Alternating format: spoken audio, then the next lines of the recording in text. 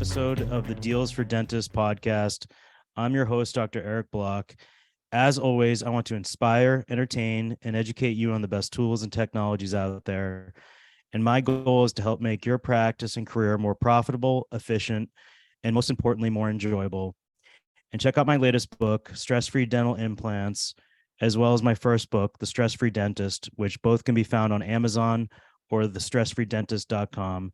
And also check out my upcoming personal development retreat for dentists called Roses and Thorns at dentalgrowthcon.com, which will be in Chicago on May 18th to the 20th, 2023.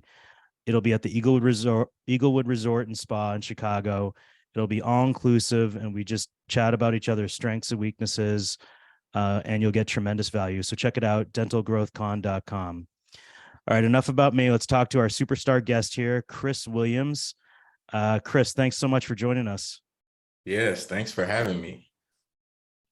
I didn't know whether to call you Chris Williams or Chris Love, because that's your alias. I think people either know you as one or the other, right? Yeah. And a lot know me synonymously as both, right? They just know that my name is Chris Williams, but I do go by Chris Love. It's a branded name. And it really came because Chris Williams is such a common name that it became difficult when you're meeting and networking with people and you're like, hey, add me on Facebook, and you type in Chris Williams, there's going to be a million Chris Williams. So I was like, I gotta come up with something else. I love it, man. That's great. Yeah, you probably, if you Google Chris Williams, there's probably 3,000 Chris Williamses. So that is so true. And your YouTube name is Chris Love, Chris Love, or Chris Williams, whatever you want to call him. He's a great dude. He's a motivational speaker, influencer, and entrepreneur. Following his signature statement, whatever you do in life, do it with love. He leads with a genuine authenticity you'll find relatable and passionate. And as a combat veteran of the United States Air Force, Chris developed his ability to lead and serve in his community. Chris, where are you zooming in from today? Atlanta, Georgia. And now just tell me a little bit about your journey into dentistry and hygiene. Oh yeah, man. So that journey is a very, very interesting journey. So like you stated in my intro in the bio, I was Air Force vet. So I served as an MP in the Air Force. When I separated from the military, I had the option of obviously going and joining the police force here in Atlanta. But throughout my experience of being a cop in the military, I really found that I did not enjoy that career. So I started to weigh out my options, essentially. I knew when I got out of the military, it was 2012, and I was like 24 years old. And I knew that I needed to make a decision about what I was going to do with my life now that I'm out of the military. And whatever I decided, I had to commit to it and see it through. But I had a 5-year plan on where I wanted to be. And along that journey, I think you'll find this interesting, Dr. Block. I was actually en route to becoming a dentist, but I was using dental hygiene as a stepping stone. So I sat down and I wrote out all the different career fields that I was interested in, like literally on a piece of paper. And I wrote out the steps that it would take in order for me to get to each one. So I had actor, animator, tattoo artist, dentist, and maybe like a couple others. And I looked at the salaries, I researched the job markets, like what types of job offers currently exist. And dentist was just like blowing every career field out of the water. I seen people like, they were just laying out a red carpet for dentists. And I always valued a smile. So that's why that was even on my list, because I always felt like, I want to serve people because that's in my heart. And I think helping people with their smiles is just something I could see myself doing. And I couldn't make a decision in that moment. I was just so torn between them all, like, because it was a big decision I was making, because I knew that, again, once I decided on something, I was going to commit and see it through no matter what, no matter how difficult it was, no matter how long it took, I was going to see it through. So it was difficult decision process. So I put the paper away and I did what most people do when they're just trying to kill time and they're at home. I pulled out my phone and I just pulled up Facebook to start scrolling. And the first thing that popped up was this girl I went to high school with. It was her dental hygiene license. And I didn't even know she was in hygiene school. It was her dental hygiene license. She was getting ready to graduate. She was taking her boards. And it was just an obvious and clear sign to me that that was the route I needed to take. And so I decided from there, and I went and to a local school for this college in Smyrna, Georgia, and began my application process. And now, can you back up a little bit and explain MP? Is that military police? And were you stationed in the U.S. or were you overseas? Yeah, so yes, MP is military police, and I was stationed in Oklahoma, Tinker Air Force Base in Oklahoma, stateside. I did a tour to Afghanistan, so that was essentially like being stationed somewhere overseas. So in 2010, I went and did about 8 months in Afghanistan. And then, so after the military, you decided that that wasn't a good long-term career for you. I love the fact that you sat down with a piece of paper and just started writing down ideas. And I mean, it is such a big decision to make what your career is going to be. And you created a plan and you ended up choosing hygiene. Um, can you tell me about your career in hygiene? And do you still practice hygiene right now? Yes. So I still maintain an active license. I am not currently practicing, but I am currently sponsored by OnDM. And so I'm in direct affiliation with them, which is dental staffing. So I have some opportunities here in the future where I'll be using the platform in order to gain more understanding about how it works as I'm advocating for it, right? So yeah, I did. So I graduated hygiene school. Let's go backwards. I graduated hygiene school in 2016, and I practiced all the way up until the end of 2020. And it's funny because I literally, like, 2020, I said this would be my last year practicing clinical. And I was, I had a tattoo shop at the time that I owned and was operating. So I was doing tattoos in 2 gyms, and then I had some other business ventures that I was doing some coaching, some mentorship. And at the end of the year, I was offered a position as head of business development with Driven Dental Implant Marketing, and I stepped away from clinical full time to help with that business, and it was such a man. That was around the time when I met you, actually. Mm-hmm. I met you at the first dental festival. I think that was the one. That was the one when you did your first talk. I think that was your first talk. I don't know if you spoke before that, but that was the first time I seen you speak in Dentistry's Got Talent. And you did the Cobra Kai references with your kids' chicken nuggets, the dinosaur nuggets thing. I was That was like, it. oh, I love that talk, man. That was such a good talk. That was my Dino Nugget speech. Yeah.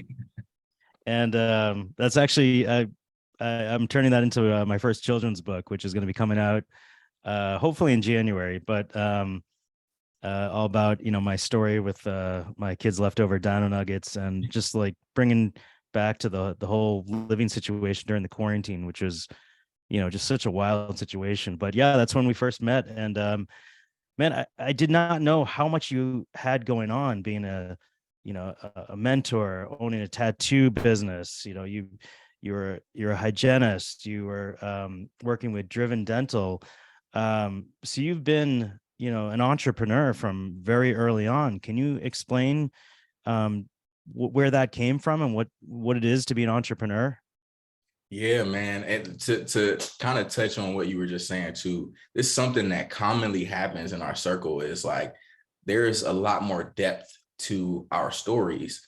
but sometimes we don't get an opportunity to really learn and hear everything, right?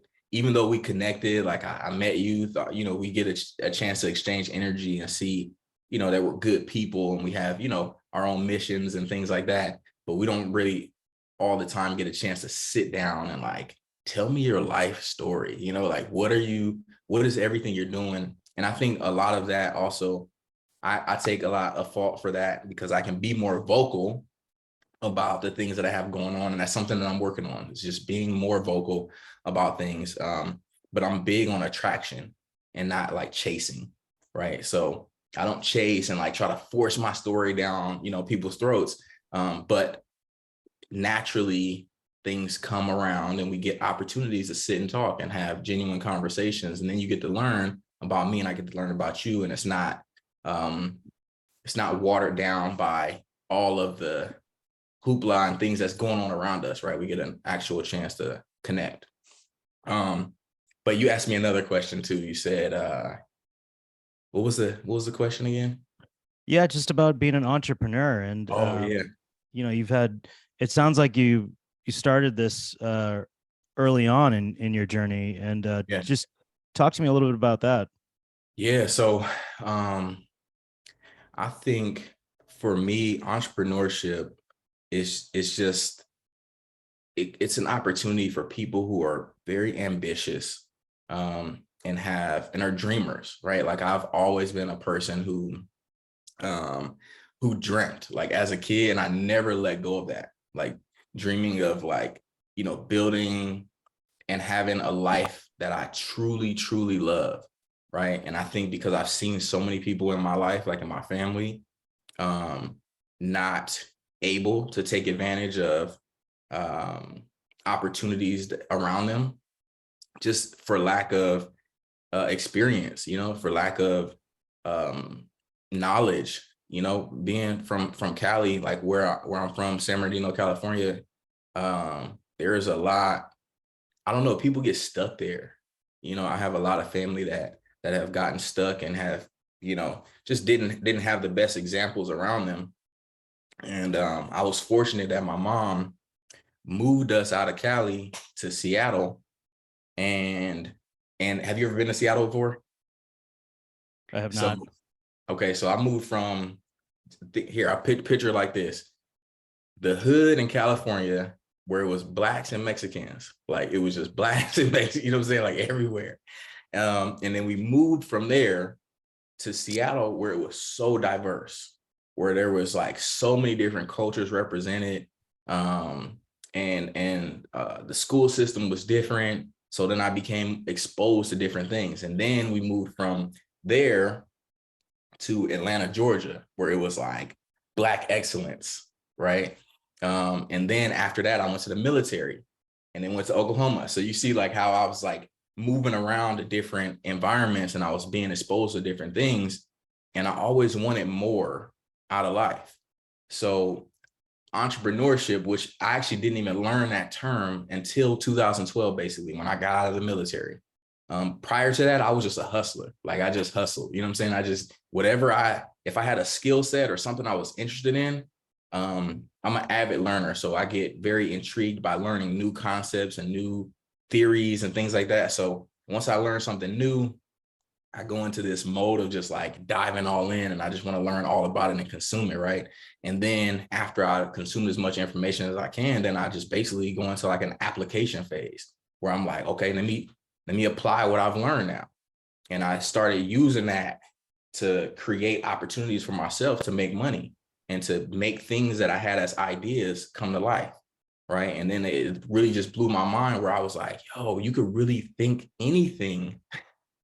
You can think of anything and create it in the world and give value to somebody, and they'll give you money or give you, you know what I'm saying, whatever. They'll give you something like, exchanging things. You once you learn skill sets, you learn that you can exchange value for value, and it doesn't always have to be money. But a lot of times with the society that we live in, sometimes you're trying to create opportunities for you to thrive and pay bills, right? So entrepreneurship came to me when I got out of the military, and I was really seeking ways to create opportunities for myself to grow and thrive. Oh, that's great, man. And you started Profi Kings as well. And I see the logo there behind you. Can you tell us all about that? Yeah, so Profi Kings actually um, came as a just a direct effect of my journey, because me being a male hygienist, going into this female dominated career field, I didn't see and have a lot of representation, right? There was other guys in the program, but it was super common and very obvious that it was female dominated and it wasn't a lot of us. And naturally, just my personality, I started to kind of stand out. Not even trying though, but just naturally, I guess, coming from the military, being the only guy and being such a friendly person in the school, I started to step into leadership positions in school. So I was voted class president of my cohort, and then I was voted Student American Dental Hygiene Association president. Um, and that nature just kind of rolled into the professional world. Once I entered and became an actual hygienist, I'm starting to move as an entrepreneur, and I'm getting connected to people very slowly initially. But then I started to see that there was a need for male representation, like in the forefront. And there is another group that I want to shout out, because I have a lot of respect for them, because we have the same mission. Mr. RDH, Raphael Rondon, he also is about creating and helping to spread, support for men and dental hygiene. So me and him, I think, are the only two organizations that are actually pushing this. And so that need is very much there. So I started actually creating YouTube videos where I was talking and giving advice to guys, and just anybody really could watch this stuff and get information. But because of me being a male hygienist, some of the messaging I tailored toward guys. But from that, I really started to see that there was a lane here, because I would get tons of comments from guys saying, hey, I'm getting out of the military too, and I'm looking at this as a career field. Hey, I'm in high school and I'm looking at this as an opportunity for me to, and it's just like so many guys that are nervous and unsure about going into this career field. It's very, I think, synonymous with nursing. Like male nurses, how there was a point in time when that was like a not common, and then now it's a little bit more widespread, that there are male nurses. So we're on that kick up too here in dentistry, where we're starting to see more of a male presence being represented, but we still have a whole long way to go. Yeah, so Profi Kings came, from that need. It was created in that light. So you mentioned advice and coaching and some people getting in touch with you, whether it's from the military or high school. So you're lending advice and mentorship for people thinking about going into the profession. What about if they're already in school, they're in hygiene school, or even they've graduated hygiene school and they're in the profession? Yeah, absolutely. So Profi Kings helps in all of those areas. So I'm actually putting together a program that will be in conjunction with Profi Kings, called Hygiene Prep and Step. And what it is essentially, who it's for is for the inquiring hygienists. These are the people who are at the stage where they're on Google and they're looking up dental hygiene jobs, dental hygiene schools, and what is the salary, what's the average, all of these things, right? That stage when you have all these questions. Can I do this and work a job full time?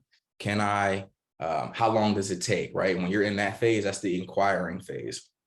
Then you have the people who have actually been accepted. They've committed to the idea that they're going to hygiene school, and they've applied, or they're in a process of applying, and they've been accepted into a program. I'm sorry, they're in the process of applying, right? We help them there. That's with understanding and preparing for the whatever entrance exam the school that you're applying to is offering, the interview, the letter of recommendation, writing your letter, just all those prep steps for actually applying. Then once you actually get in a program, and it's super important to have support there too, because that is, and I say this all the time, dental hygiene school was the hardest thing I ever did in my life. And that's coming from somebody who's seen combat in Afghanistan. Okay. So that says a lot. So supporting people in that aspect of the journey as well. And then going into the actual profession, right? Once you get in the profession and you just want help and advice about, choosing the right office. Maybe you want more information and support on how to manage temping, managing yourself full time, where you can operate as an independent contractor that's, moving around and experiencing different offices in your area. Maybe you want to go outside of the clinic and you want to start speaking or consulting, and you just, so support on all fronts. Their hygiene prep and step is the name of the program, and it is in development now. So it sounds like this is for the entire journey, for a potential male hygienist or someone that just needs any kind of advice or leadership or mentorship. And is this also for clinical and non-clinical? Let's say I've been a hygienist for a few years and I want to explore non-clinical avenues as well. Yeah, 100%. Yes. I think that's just naturally a part of the journey for hygienists coming into the career field. Initially people you just want to become a hygienist, right? You're just excited about getting that REH behind your name, stepping into the profession, gaining that respect and that experience, and treating your patients. And then sometimes your mission goes beyond the clinic and you want to start helping other hygienists. You want to start helping practices. You want to start helping doctors connect better with their teams, whatever the case is. Dr. Block, there's so many people in our industry that find their passions in other areas outside of the clinical aspect. You kind of do your time and you serve in that arena, and then you find out that you want to serve in another way. And hygiene prep and step would definitely be a good resource to help in those transitions as well. Awesome. Chris, two-parter here. Final questions. How do we get a hold of you is number one. And then number two is, what advice would you give for a young entrepreneur? Awesome. Yeah. So there's a couple of different ways I like for people to connect. One, follow us on Profi Kings on Instagram. You can DM Profi Kings and get right to me. My website is under maintenance right now, but will be back up and running, and it's chrisloverdh.com, and you can connect with me there. You can follow me personally on Instagram at just Chris Love. And my advice to upcoming entrepreneurs, number one thing I'll say, man, is operate as a student and a teacher at all times. I think maintaining an active stance and learning is very important, because things are always changing. There's always something new to learn, and just seeking improvement always is a must. Never ever settle into a space where you feel like you know everything. And allow yourself grace. Okay, allow yourself grace to grow. Do not feel that you have to be doing things that you see other people doing. Everything happens within your own time frame, and it's your journey, and just really enjoy it. I think, Dr. Black, I think that is one of the number one things I think people should really know, is that it's really about the journey. It's really not the destination. The journey is the true value. A book that I'll recommend it, if you don't mind, is The Alchemist. The Alchemist is an amazing book, and it really harps on that concept of, you're chasing something, you're chasing a destination, a treasure, or some kind of goal. But once you reach the end of that journey, you really realize that the true treasure was the journey that you were on. So that book is a must read. And that's my advice to any upcoming entrepreneurs. That's good stuff, man. Again, Chris Williams, aka Chris Love, thank you so much for joining us. Yes, thanks for having me.